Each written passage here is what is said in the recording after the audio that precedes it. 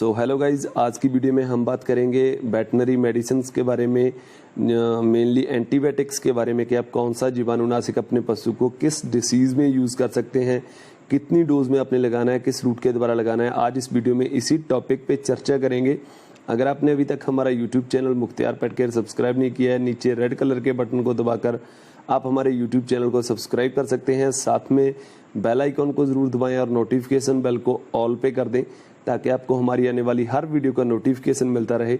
सो अब बात करते हैं वेटनरी मेडिसिन के बारे में कि आप कौन सा इंजेक्शन कितनी डोज में अपने पशु को कौन सी जो बीमारी है या रोग है उसमें लगा सकते हैं, उसका रूट क्या होना चाहिए, किस रूट के द्वारा या किस विधि के द्वारा आप अपने पशु को ये इंजेक्शन लगा सकते हैं। तो सबसे पहले आप कोई भी वेटनरी इंजेक्शन या फिर एंटीबायोटिक इंजेक्शन यूज़ कर रहे हैं तो मेक श्योर आप वेटनरी डॉक्टर के द्वारा ही लगवाएं, खुद घर में प्रयोग ना करें, इससे आपके पशु को नुकसान हो सकता है। तो जब भी आप एंटीबायोटिक्स या कोई वेटनरी इंजेक्शन यूज़ करते हैं तो आप वेटनरी डॉक्टर या फिर वेटनरी माहिर की देखरेख में ही यूज़ करें। तो सबसे पहले बात करते हैं वॉल्ट्रेस के बारे में। ये एक लॉन्ग एक्टिंग जो है इंजेक्शन है, इसमें सेफ्ट्रियोक्सन प्लस सल्बेक्टम होता है। अगर ये 4.5 ग्राम का इंजेक्शन है तो इसमें 2.25 ग्राम जो है सेफ्ट्रियोक्सन होता है और 2.25 ग्राम जो है सल्बेक्टम रहता है। तो इसे आप किस किस डिसीज़ में या फिर किस रोग में अपने पशु को लगा सकते हैं, उसके लिए अगर आपको अपने पशु में ये इंडिकेशन नज़र आते हैं, RTI means respiratory tract infection है, अगर नाक छिद्रों से लेकर फेफड़ों तक के मार्ग में किसी भी प्रकार की इन्फेक्शन है, उसके लिए ये इंजेक्शन आप अपने पशु को लगा सकते हैं। यूटीआई में यूज़ कर सकते हैं, यूरिनरी ट्रैक्ट इन्फेक्शन में, मूत्र मार्ग में किसी भी प्रकार की इन्फेक्शन है उसके लिए आप ये इंजेक्शन अपने पशु को लगा सकते हैं। मस्टैटस में आप यूज़ कर सकते हैं जिसे हम थनैला रोग बोलते हैं। निमोनिया में आप यूज़ कर सकते हैं जिसे हम फेफड़ों की सूजन बोलते हैं। Localised infection in skin and soft tissue में अगर किसी भी प्रकार की इन्फेक्शन है उसमें भी आप ये इंजेक्शन अपने पशु को लगा सकते हैं। तो इसकी जो डोज है वो आप कितनी डोज में अपने पशु को ये इंजेक्शन दे सकते हैं। कैटल मीन्स काऊ और बुफेलो में आप जो है 5 से 10 mg पर केजी बॉडी वेट के हिसाब से अपने पशु को ये इंजेक्शन दे सकते हैं। मीन्स अगर आप 10 mg डोज लगाते हैं तो आप 4.5 ग्राम को अगर आप देखोगे तो आप 450 kg के एक पशु को जो है ये पूरा इंजेक्शन दे सकते हो जो 4.5 ग्राम का इंजेक्शन आता है। अगर डॉग एंड कैट की बात करें तो आप 10 से 20 mg पर केजी बॉडी वेट के हिसाब से आप ये इंजेक्शन दे सकते हो। IM रूट, IB और SC रूट के द्वारा मीन्स मांसपेशी नाड़ी में या फिर चमड़ी के ऊपर ये इंजेक्शन आप लगा सकते हो। इसके बाद इंजेक्शंस की बात करते हैं तो इसमें आपको सेफ्टी फोर्स मिल जाता है बैटमैन काइंड का, इसमें सेफ्ट्रियोक्सन रहता है।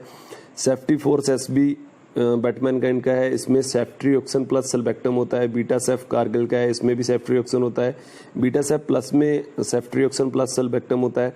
बोसेफ बैक्टोकोनेल कंपनी का है और इसके साथ ही जेडा सेफ फोर्स जो जेडिस कंपनी का है, इसमें भी सेफ्ट्रियोक्सन प्लस जो है सल्बेक्टम होता है। तो ये इंजेक्शन आप यूज़ कर सकते हैं। इसके बाद बात करते हैं वॉटर ASM LA के बारे में। तो इसमें अमोक्सिसिलिन प्लस सल्बेक्टम होता है। अमोक्सिसिलिन एक अमीनो पेंसिलिन इंजेक्शन है, तो इसे आप यूज़ कर सकते हैं जीवाणुनाशक के तौर में अगर आपके पशु में किसी भी प्रकार की इन्फेक्शन है उसको ख़त्म करने के लिए। तो इसमें 3 ग्राम के इंजेक्शन में अमोक्सिसिलिन और सल्बेक्टम जो है बराबर मात्रा में रहता है। अगर आप इंडिकेशन की बात करें तो आप इसे RTI में यूज़ कर सकते हैं जिसे हम रिस्पिरेटरी ट्रैक्ट इन्फेक्शन बोलते हैं।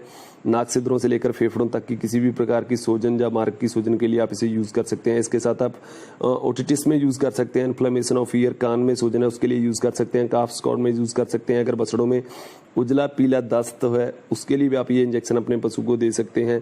UTI में यूज़ कर सकते हैं, urinary tract infection, bound infection में जख्म की इन्फेक्शन के लिए यूज़ कर सकते हैं। इसी के साथ आप मस्टैटस जिसे हम थनैला रोग बोलते हैं उसके लिए भी ये इंजेक्शन अपने पशु को लगा सकते हैं। सो इसकी डोज जो है वो आप कैटल, हॉर्स, गॉट, सीप एंड पिग में आप 10 mg पर केजी बॉडी वेट के हिसाब से दे सकते हो।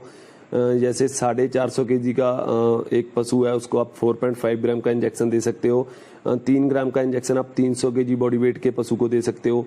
डॉग एंड कैट में 10 से 20 mg बॉडी वेट के हिसाब से दे सकते हो। IM IB रूट से दे सकते हो इंजेक्शन और ऑरल रूट से आप जो है सिर्फ इसका दे सकते हो।